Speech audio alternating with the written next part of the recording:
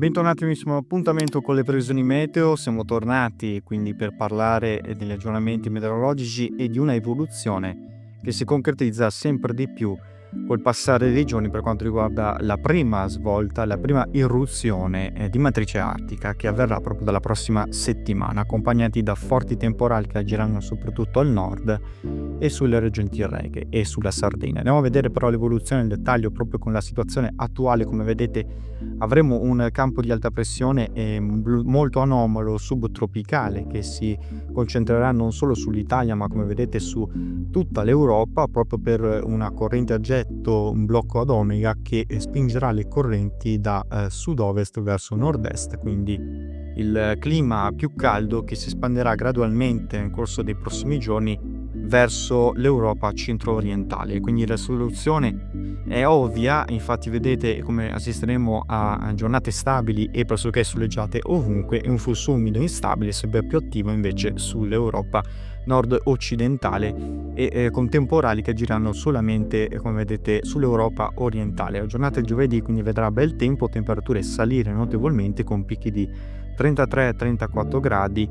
sulla Sardegna e quindi sulle zone del Basso Tirreno, in modo particolare sul Tavoliere delle Puglie. Mentre venerdì, insomma, continuerà questa circolazione anticiclonica e proseguirà almeno nel corso del weekend, con temperature che toccheranno anche picchi di 31 gradi sulla Val Padana, così come anche al centro, e picchi anche di 32-33 gradi sul Tavoliere delle Puglie e fino a 33 gradi sulla Sardegna e sulle zone interne della Sicilia. Saliranno ulteriormente poi nel weekend, quando toccheremo ovviamente picchi di 35 gradi addirittura sulla Sardegna, sulle zone interne. Domenica avremo un leggero calo sul nord-ovest proprio per l'ingresso di correnti un po' più fresche dovute a questo minimo depressionario centrato sulla Francia che affonderà, e quindi come vedete forti temporali che agiranno sull'Europa occidentale e che porteranno quindi l'arrivo di un impulso molto più instabile e molto freddo, perché proprio nei prossimi giorni e nel weekend, come vedete, l'affondo di questa matrice aria artica provocherà un calo sensibile delle temperature su valori autunnali e di conseguenza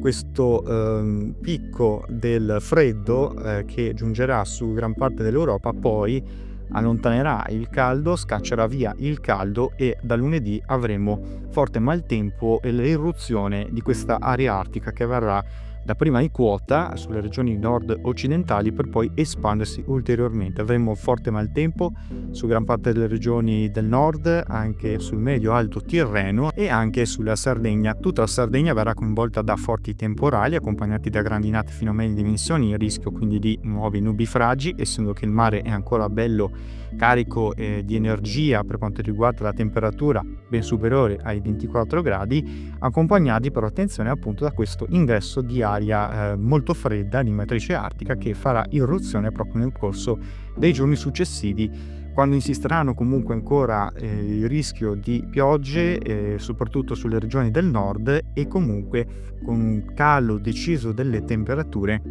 E attenzione, perché proprio questo deciso calo favorirà lo zero termico addirittura fino a 1700 metri,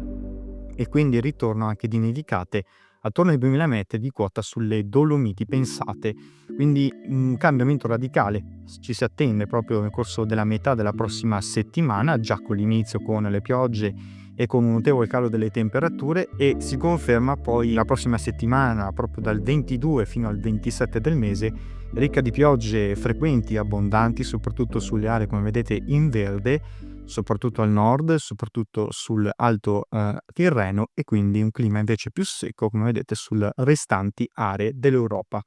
Questo dovuto a cosa? Questo dovuto soprattutto al la formazione del vortice polare, quindi alle temperature che come vedete in questi giorni sono ancora piuttosto elevate, essendo che non si sta ancora formando per bene il vortice polare, ma proprio nel corso dei prossimi giorni assisteremo al sviluppo ulteriore fino almeno al primo di ottobre, quando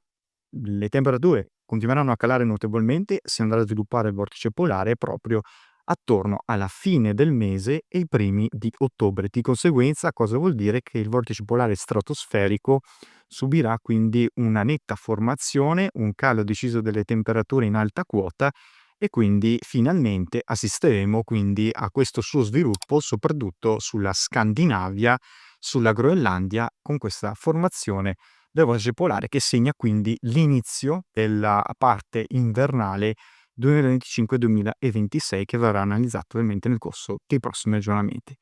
Continuate come sempre a seguirmi per non perdere i prossimi contenuti.